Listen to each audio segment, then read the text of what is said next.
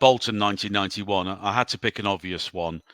And, in many ways, this was the greatest day supporting Tranmere. I remember so many details about that day as if it was yesterday.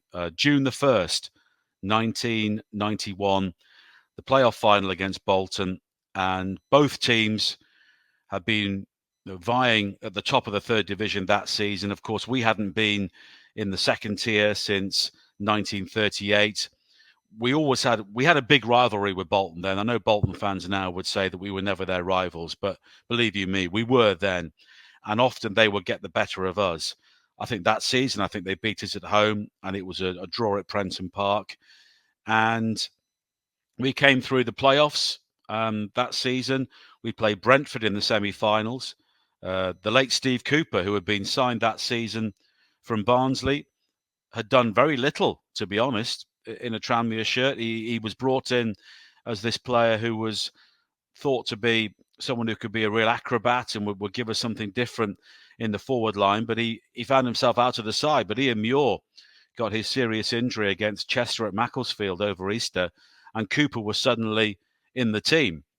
And he scored twice at Brentford, two really good headers. The second one in particular absolutely crashed it in.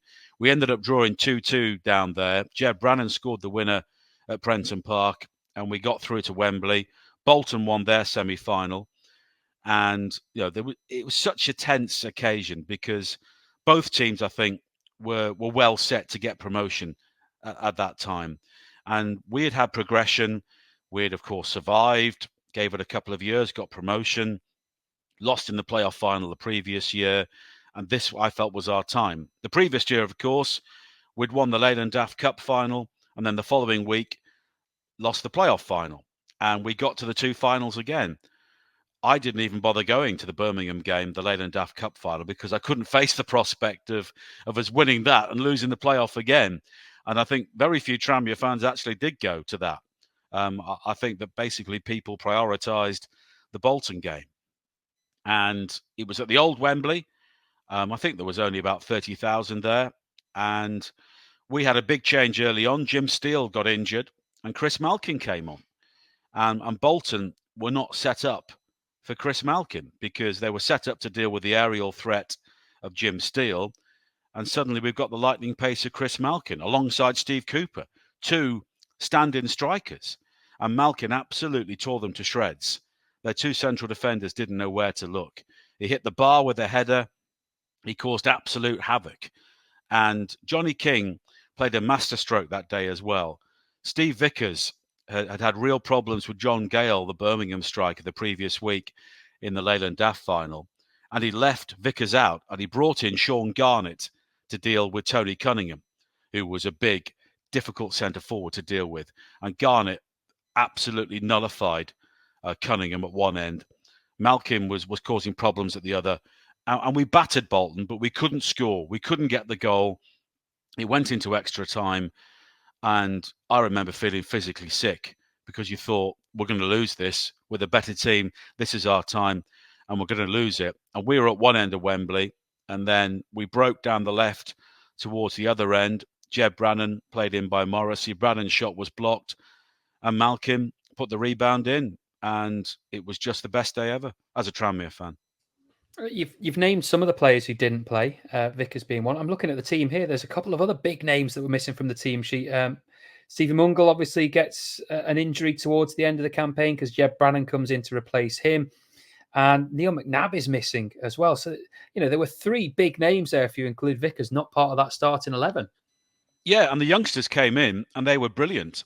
And I'm not sure if it was by design, but you look at the team that day, you look at the young players that were in there. Tony Thomas, Kenny Irons, Jeb Brannan, Sean Garnett wasn't an old player then. Chris Malkin was a young player. He was only maybe 21, 22 years of age. And they all stood up. They were all brilliant. Jimmy Harvey was only on the bench.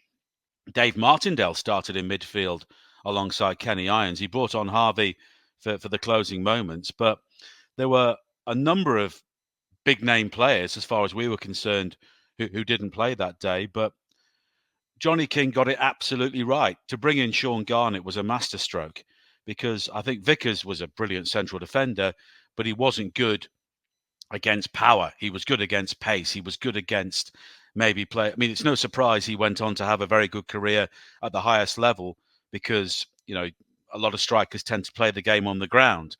And that's what Vickers was good at. But this was, I think, as well, just showed the evolution of the club, the work of Warwick Rimmer with the academy. This was when the academy was really bore fruit. And so many good young players came into the team. And ultimately, they were all part of such a great success story and allowed us to go into the higher level, build on that, and then prosper with a decade in the Championship. Can you tell me a little bit more about this rivalry with Bolton? Because if there's someone listening to this podcast who's under the age of 20, I don't think they have much of an understanding of that rivalry where it was. Yes, there were a few games when Bolton were in League Two with Tranmere, and when Tranmere went up to the third division, League One. Bolton, I think, were there as well, weren't they? But there were some pretty grim games because Bolton were basically playing a youth team in a few of them after their financial problems. For me, I remember the game where Lee Jones stopped them getting 100 points. I remember the League Cup semi-final. I remember the FA Cup third round when Ian Hume scored that famous goal. That rivalry, though, has since pretty much died. So tell me about that rivalry and what it meant to beat Bolton.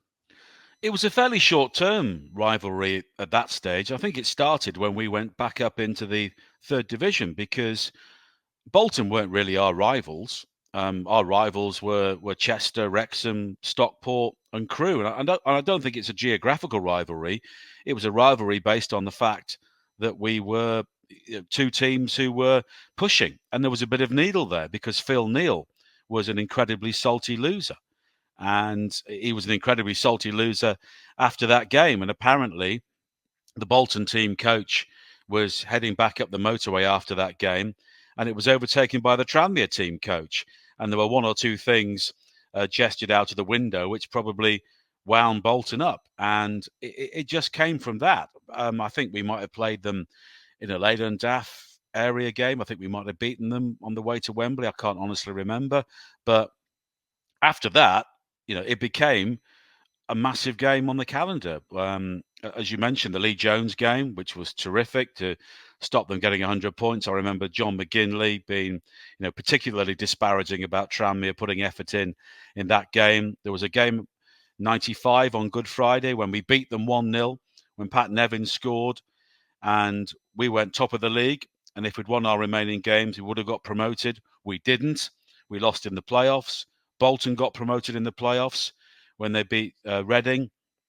And then after that, they were always, I think, a better team than us, apart from when we played them in the League Cup. And of course, we had our first ever win at Bolton that season as well. We beat them twice in a matter of weeks. And then the following season, Sam Allardyce, of course, refused to engage with Tranmere at all. I think John Aldridge had a lot to do with the rivalry being rekindled as well, because he was a wind-up merchant.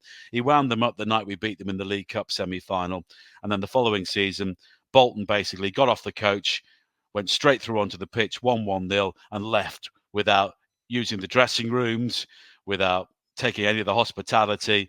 I mean, I think it was two big personalities then, Allardyce and Aldridge, who didn't like each other. And that basically kept it going. But in the 90s, it was more about the football. It was more about the fact that we were just two good teams. And we often found ourselves fighting for promotion because once we both got into the second division, we had our years trying to get into the playoffs, and they were there as well. And I remember going to a game at Burnden Park, and we lost 1-0. Alan Thompson scored the goal. And I think a big crowd at Burnden Park, might have been a New Year's Day. Every Bolton player made a point of coming over to celebrate in front of the Tranmere fans on the away terrace, including Jason McAteer, ironically, who then, of course, went on to play for us. So there was a good deal of ill feeling. A lot of it was personality driven, but at that time, it was all about the football. And it was massive to beat Bolton, but it was bigger to get promotion to the second division because we'd never been there. If you supported the team throughout the 1980s, when you're worried about the club going out of existence, to suddenly get into the second division, it's absolutely massive. I'd love to think we could do something similar in the future. I think now, to be brutally honest, our natural position, or maybe the highest we could possibly aim for, is the top half of League One. But to do it at that time, when I was a teenager, going through university, had time on my hands to go and watch the team all over the country, it was just the best time to be a Tranmere fan.